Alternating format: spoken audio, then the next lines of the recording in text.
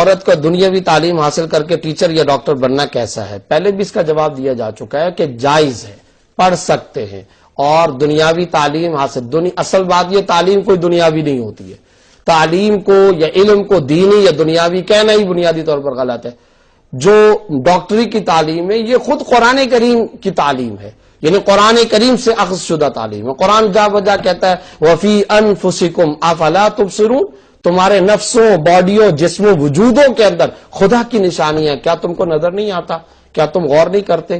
اللہ رب العزت آنکھ کو بیان کرتے ہیں، دماغ کو بیان کرتے ہیں، عقل کو بیان کرتے ہیں، تدبر کو بیان کرتے ہیں، انسانی جسم کو بیان کرتے ہیں۔ تو یہ جو اللہ رب العزت انسانی جسم کو انڈر ڈیبیٹ لا رہے، اس کا کیا مطلب ہے؟ اس کا مطلب واضح طور پر یہ ہے کہ اللہ رب العزت کی اس جسم کے اندر نشانیاں ہیں جس پر غور و فکر کرنا چاہیے۔ اور پھر ساتھ ہی ساتھ عورت اگر لیڈی ڈاکٹر نہیں بنے گی تو دیکھیں فتوے پر بھی عمل نہیں ہو سکے گا، شرعی فتاوا رکے رہیں گے، ان پر عمل نہیں ہو سکے گا۔ وہ کیسے؟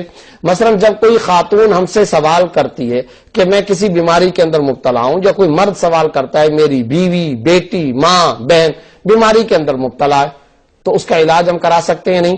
جواب یہ ہے کہ کرا سکتے ہیں، ظاہر ہے مریض ہے تو علاج تو کرنا ہوگا۔ اچھا اب سوال یہ پیدا ہوتا ہے اس کا علاج کون کرے، مرد ڈاکٹر کرے یا عورت؟ تو پریفر کس کو کیا جاتا ہے؟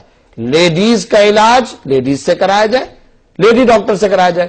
تو جب ہم خود فتوے کے اندر یہ لکھ رہے ہیں کہ عورت کا علاج، مریضہ خاتون کا علاج لیڈی ڈاکٹر کرے، تو پھر اگر لیڈی ڈاکٹری کی اور میڈیکل کی تعلیم عورتوں کے لیے اجازت نہیں دی جائے گی تو پھر وہ لیڈی ڈاکٹر کیسے بنے گی؟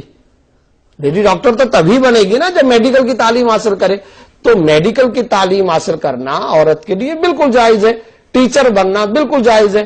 خدا جانے کون لوگ ہیں اور کس طرح کے لوگ ہیں خواہ مخواہ اسلام کے بارے میں، دین و شریعت کے بارے میں یہ الزام تھوپنے کی کوشش کرتے ہیں کہ شاید اسلام یا شریعت یا دین عورتوں کی تعلیم کی مخالفت کرتے ہیں۔ کبھی بھی نہیں، کس نے کہہ دیا؟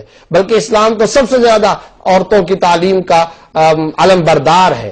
عورتوں کو مرد بنے گا فرد بنے گا، عورت بنے گی خاندان تیار ہوگا، نسل بنے گی، اور کئی نسلوں تک وہ تربیت منتقل ہوتی ہے۔ تو کس نے کہہ دیا کہ عورتوں کو تعلیم نہیں دلانی چاہیے؟ ضرور دلانی چاہیے۔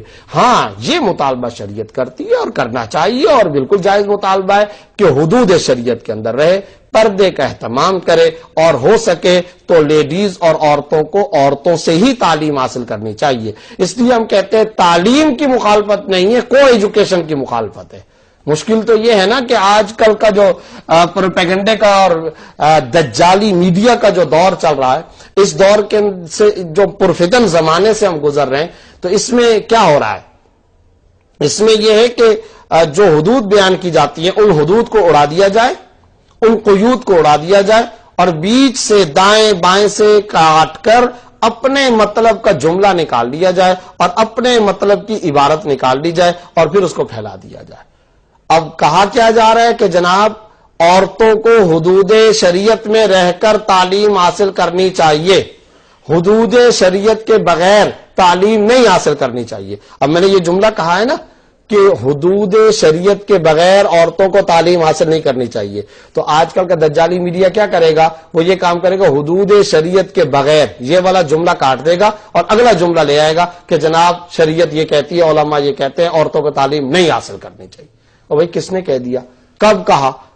تو یہ سازشیں ہمیں سمجھنی چاہیے، اور جس پرفتن دور سے ہم گزر رہے ہیں اس میں ان تمام نزاکتوں کا اور ان تمام حساس اور سینسٹیو ایشوز کو ان کی گہرائی کے ساتھ اس کا ڈیپلی جا کر کے اس کی اسٹڈی کرنی چاہیے، اور اس کا مطالعہ کرنا چاہیے، اور اس کے مطابق عمل کرنا چاہیے۔ تو یہ گزارش ہے، عورتوں کی تعلیم بالکل جائز ہے، حدود شریعت کا مطالبہ کیا جاتا ہے، اور ان حدود شریعت کا لحاظ رکھنا شرعاً ضروری ہے۔